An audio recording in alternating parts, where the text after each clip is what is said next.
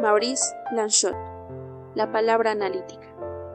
Al pensar en Freud, no dudamos en que haya sido una reencarnación tardía, última quizás, del viejo Sócrates. Qué fe en la razón, qué confianza en el poder liberador del lenguaje, qué virtud otorgada a la relación más simple, una persona que habla y otra que escucha. Sucede que no solo los espíritus se curan, sino también los cuerpos. Ello es admirable, por consiguiente, excede la razón. A fin de evitar toda grosera interpretación mágica de este fenómeno maravilloso, a Freud le hizo falta un obstinado esfuerzo de elucidación, más necesario todavía cuanto que su método tenía un origen impuro, habiendo comenzado muy cerca del magnetismo, de la hipnosis y de la sugestión. Las relaciones, incluso reducidas a relaciones de lenguaje, entre enfermo y médico, ¿acaso no serían siempre esencialmente mágicas? La magia no siempre precisa ceremonias, ni la imposición de manos o el uso de objetos encantados. Ya está ahí donde un hombre se vuelve importante para otro, y si entre un simple enfermo y su médico hay relaciones de autoridad en que este último abusa siempre de su importancia, con más razón todavía cuando el enfermo se considera a sí mismo o es tenido por irrazonable. En cualquier clínica psiquiátrica, esta impresión de violencia sorprende al espectador, violencia incrementada, por lo demás, por el espectáculo. Las palabras no son libres, los gestos engañan. Todo lo que dice uno, todo lo que hace el otro, enfermo o médico, es astucia, ficción o ilusionismo. Estamos en plena magia. Cuando Freud descubrió el fenómeno de la transferencia, en el que volvió a encontrar el equivalente de las relaciones de fascinación propias de la hipnosis, pudo haber buscado ahí la prueba de que aquello que sucedía entre dos personas reunidas ponía en juego fuerzas oscuras o relaciones de influencia que se atribuyen desde siempre a la magia de las pasiones. Pero él se atiene admirablemente a su presentimiento de que el médico juega un papel no encantado, sino más oculto, ninguno quizás, y a causa de ello muy positivo, aquel de una presencia, ausencia, sobre la cual viene a tomar nuevamente forma y expresión, verdad y actualidad, algún drama antiguo, algún acontecimiento real o imaginario, profundamente olvidado. El médico no estaría ahí, entonces, por sí mismo, sino en lugar de otro, juega por su sola presencia el papel de otro, es otro y lo otro antes de devenir otro. Freud, en ese instante, intenta sustituir, tal vez antes de saberlo, la magia por el diálogo, pero también el diálogo por el movimiento de una palabra diferente. En todo caso, si lo supo, fue rápidamente desatendido, y ello podría lamentarse, pero también puede pensarse que fue una suerte, dado que Freud, en lugar de servirse de un vocabulario filosófico establecido y de nociones precisas ya elaboradas, fue conducido a un extraordinario esfuerzo de descubrimiento e invención del lenguaje que permitió relatar, de una manera evocadora y persuasiva, el movimiento de la experiencia humana, sus nudos, sus momentos, donde cada vez, en un estadio más elevado, un conflicto insoluble y que, sin embargo, es preciso resolver, lleva más lejos al individuo que en él se educa, se altera o se sorprende esa especie de pasión por el origen que animó a Freud, que experimenta también, al principio, en forma invertida, repulsión respecto al origen, y así invita a cada uno a buscar detrás de sí, para encontrar ahí la fuente de toda alteración, un acontecimiento primero, individual, propio de cada historia, una escena, algo importante y conmovedor, pero aquel que la experimenta no puede ni dominar ni determinar, y con lo cual tiene relaciones esenciales de insuficiencia. Por una parte, se trata de remontarse a un comienzo. Ese comienzo será un hecho, ese hecho será singular, vivido como único, en tal sentido, inefable, intraductible. Pero al mismo tiempo, ese hecho no es un hecho, es el centro de un ensamble inestable y fijo de relaciones de oposición y de identificación. No es un comienzo. Cada escena está siempre a punto de abrirse sobre otra anterior, y cada conflicto no es el mismo, sino el comienzo de otro anterior, el cual se reanima y atiende a restablecerse.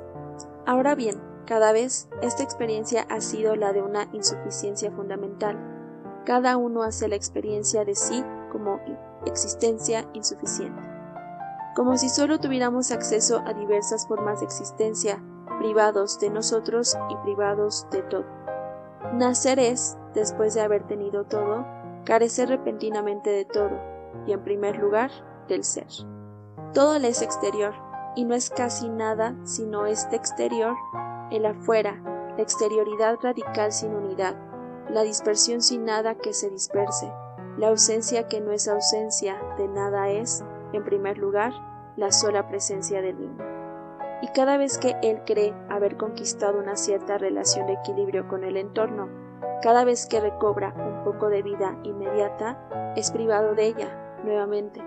Es siempre cerca de la falta, y por la exigencia de esa falta, que se forma el presentimiento de lo que él será, su historia. Pero esa falta es el inconsciente, la negación de que no solo falta, sino la relación con aquello que hace falta, deseo. Deseo cuya esencia es ser eternamente deseo, deseo de aquello que es imposible de alcanzar e incluso de desear. Bien se sabe que nacer prematuramente es la suerte del hombre, y que lo humano debe su fuerza a su debilidad, fuerza que es fuerza de la debilidad, es decir, pensamiento. Como, sin duda, ha querido decir Pascal, fue preciso que primero el hombre se sintiera frágil para devenir pensante. Pero esa falta original, de donde todo proviene, esa imperfección sentida como una carencia, las prohibiciones que preservan la falta y nos impiden colmarla a fin de que nunca podamos tener ni ser, estando siempre separados de aquello que nos es próximo, siempre destinados a lo extraño.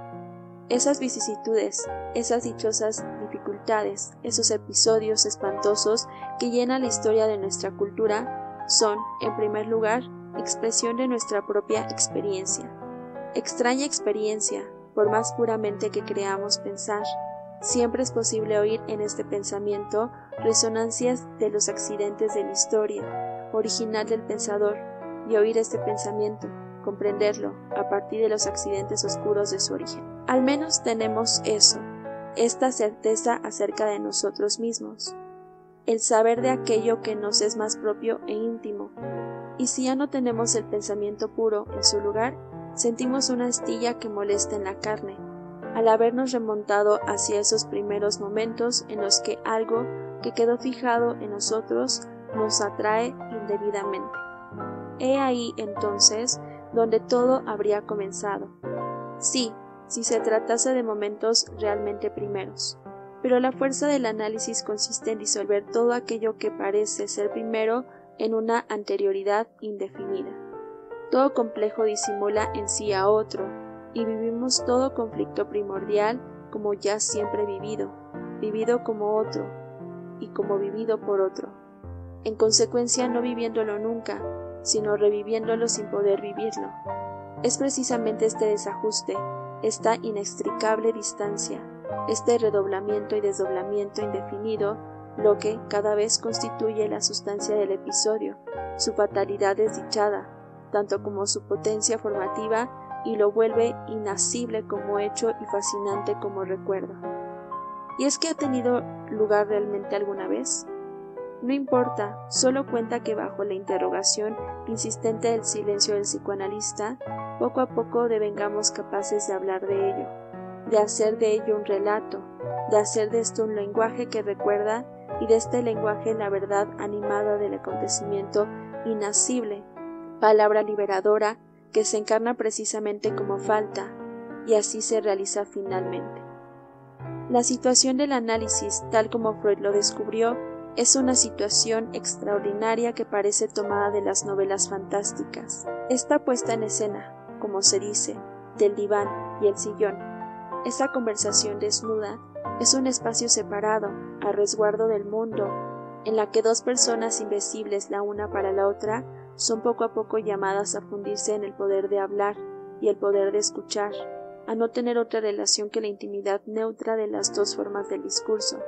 Esta libertad para uno de decir cualquier cosa, para el otro de escuchar sin atención, como ignorándolo y como si no estuviera ahí, y esta libertad que deviene la más cruel de las obligaciones, esta ausencia de relación que deviene, en ello mismo, la relación más oscura, más abierta y más cerrada. Uno que, de algún modo, no debe cesar de hablar, dando expresión a lo incesante, no solo diciendo aquello que no puede decirse, sino poco a poco hablando a partir de la imposibilidad de hablar, imposibilidad que ya siempre está en las palabras, al menos por debajo de ellas, vacía y blanco, que no es un secreto, ni algo callado, sino algo ya siempre dicho, enmudecido en las palabras mismas que lo dicen. Así todo es siempre dicho, y nada es dicho. Y otro que parece el más indiferente, el más ausente de los oyentes, una presencia sin rostro, apenas alguien, un personaje indeterminado haciendo equilibrio en cualquier detalle del discurso, como un hueco en el espacio, un vacío silencioso que, sin embargo, es la verdadera razón para hablar, rompiendo sin cesar el equilibrio, haciendo variar la tensión de los intercambios, respondiendo al no responder y transformando inadvertidamente el monólogo sin objeto en un diálogo en el cual cada uno ha hablado. Cuando se constata el escándalo que Jacques Lacan provocó en ciertos medios psicoanalíticos al identificar la búsqueda, el saber, la técnica psicoanalíticos con las relaciones esenciales del lenguaje, puede parecer asombroso. Tan evidente parece que el principal mérito de Freud es el de haber enriquecido la cultura humana, con una forma sorprendente de diálogo, en el que tal vez, cuando hablamos a través del otro, aflora en nosotros algo que nos ilumina. Diálogo extraño, sin embargo, extrañamente ambiguo a causa de la situación sin verdad de los dos interlocutores. Cada uno hace trampas al otro y se entrampa con el otro. Uno está siempre dispuesto a creer que la verdad sobre su vida está ya presente, formada y formulada en aquel que escucha, y que solo da pruebas de mala voluntad al no revelarla. El otro, que no sabe nada, está siempre dispuesto a creer que sabe algo, dado que dispone de un vocabulario y de un marco, supuestamente científicos, en los que la verdad no tiene más que acomodarse. Escucha, entonces, a partir de una posición de fuerza, no ya como un puro oído, un puro poder de escuchar, sino como un saber que desde un principio sabe mucho. Juzga al paciente, lo evalúa, y en ese lenguaje inmediato oye inteligentemente y descifra hábilmente otro lenguaje, aquel de los complejos, de las motivaciones ocultas, de los recuerdos olvidados, con el cual entra en comunicación para que, por un sistema de esclusas y de barreras, esta palabra aún muda se eleve en el que él habla, de nivel en nivel, hasta la decisión del lenguaje manifiesto. Pero como no está prohibido al paciente haber leído las obras de Freud, él no es más inocente, en principio, que el hombre docto del sillón. Incluso si no se sirve de Freud para resistir a Freud, no será fácil llegar, entre esas dos personas, a la disimulación más profunda que es llamada a aflorar en semejante encuentro. Que el psicoanalista deba hacerse psicoanalizar es una exigencia a la cual tradicionalmente siempre está dispuesto a someterse, pero menos voluntariamente somete lo que sabe y la forma en que lo sabe. ¿Cómo psicoanalizarse de su saber y dentro de este mismo saber?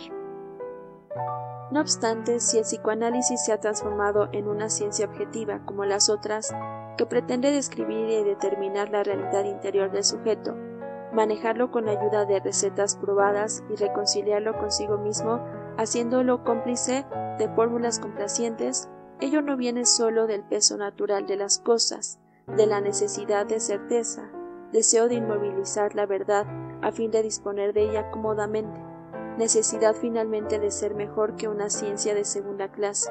Se trata también de que a la palabra errante que él suscita responde en el profesional una profunda ansiedad, que intenta colmarse recurriendo a un saber ya hecho, por la creencia en el valor explicativo de algunos mitos, también por la ilusión de que más allá del lenguaje se entra realmente en relación con la vida íntima de una persona, con su historia verdadera, con toda una mezcolanza pedante y fútil que se enreda y desenreda a placer, a fin de no encontrarse expuesto en una relación de desigualdad desconocida con esta palabra vacía incluso cuando es plena, que solo pide ser oída.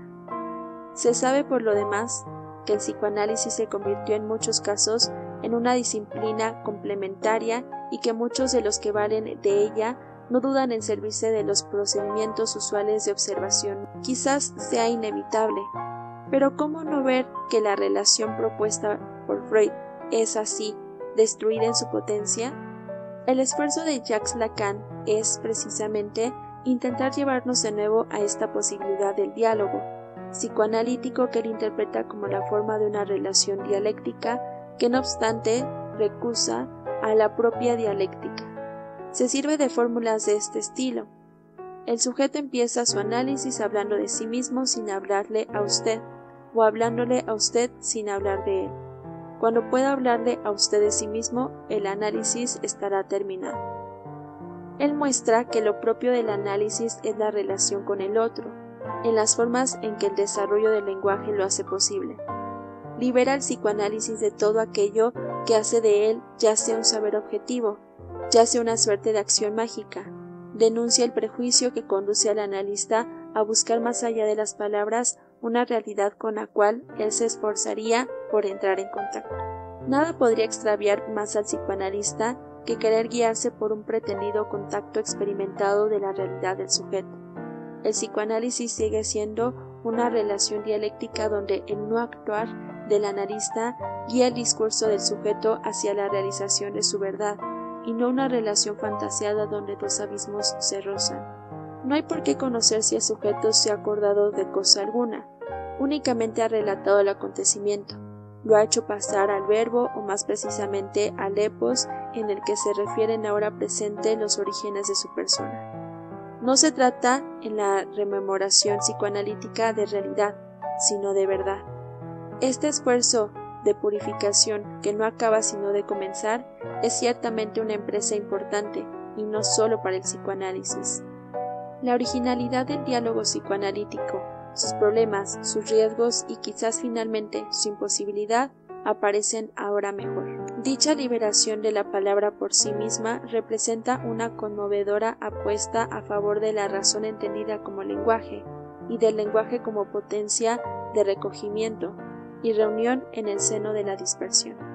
Aquel que habla y que acepta hablar junto a otro encuentra, poco a poco, las vías que harán de su palabra la respuesta a su palabra.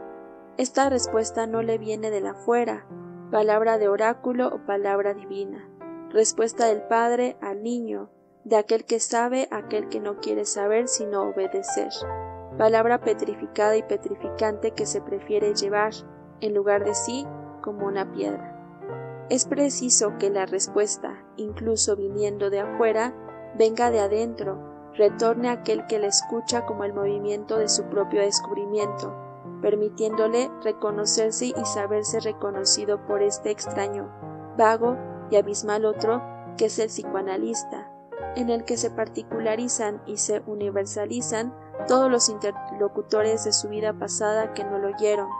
El doble trazo de este diálogo es que permanezca como palabra solitaria, destinada a encontrar sola sus vías y su medida, y que no obstante, expresándose sola, ella no consiga cumplirse sino como una relación verdadera con un otro verdadero, relación donde el interlocutor, el otro, no pesa sobre la palabra que dijo el que habla, sino que lo escucha y al escucharlo le responde. A través de esta respuesta posibilita que se haga responsable, que se vuelva realmente hablante, posibilita que él haya hablado de verdad y en verdad.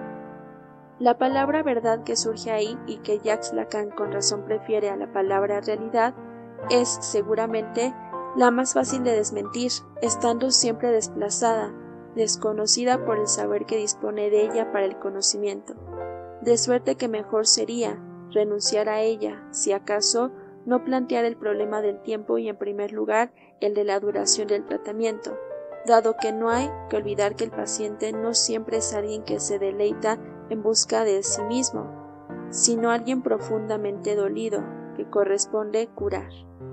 ¿Cuándo, entonces, la cura está terminada?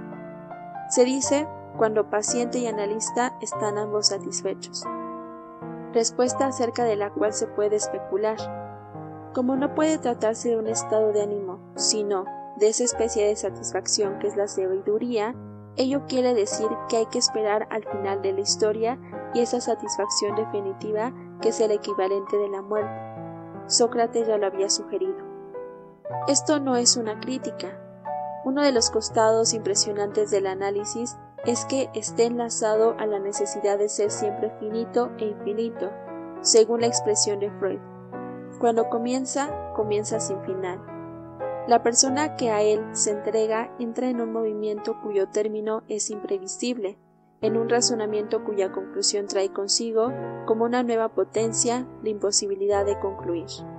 Sucede que, por decirlo apresuradamente, aquello que aquí toma la palabra es lo incesante y lo interminable, la reiteración eterna cuya exigencia encontró el paciente, aunque la detuvo en las formas fijas en lo sucesivo, inscritas en su cuerpo, su conducta, su lenguaje. ¿Cómo poner término a lo interminable?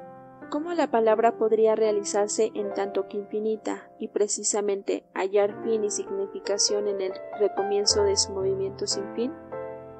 Y sin duda se nos dice que se trata, en primer lugar, de un mensaje limitado que debe ser expresado cuando hace falta. Pero la tarea no es así, sino más difícil, dado que sobre el fondo de lo interminable que se debe a la vez preservar, afirmar y realizar, tiene que tomar forma y dar término una palabra precisa que no será justa excepto cayendo en el momento justo. El momento de la respuesta no es, en efecto, menos importante que la dirección de la respuesta. Una respuesta verdadera, que interviene demasiado pronto o demasiado tarde, no tiene ya poder para responder. Solo cierra la pregunta sin hacerla transparente, o deviene el fantasma de la pregunta indefinidamente sobreviviente. Otra apariencia del reconocimiento eterno donde aquello que aparece es que no hay comienzo ni término, movimiento que no es dialéctico, que amenaza toda dialéctica y que, en el lenguaje mismo, habla también, palabra que no es verdadera ni falsa, ni sensata ni insensata, sino siempre lo uno y lo otro, la palabra más profunda, pero que habla como la profundidad sin profundidad, y quizá sea el peligroso deber del psicoanalista, intentar suprimirla, suprimiendo aquello que se opone en efecto a toda conducta, o a toda expresión supuestamente normal, pero suprimiéndose de ese modo a sí mismo, volviendo a encontrar así la muerte, su verdad.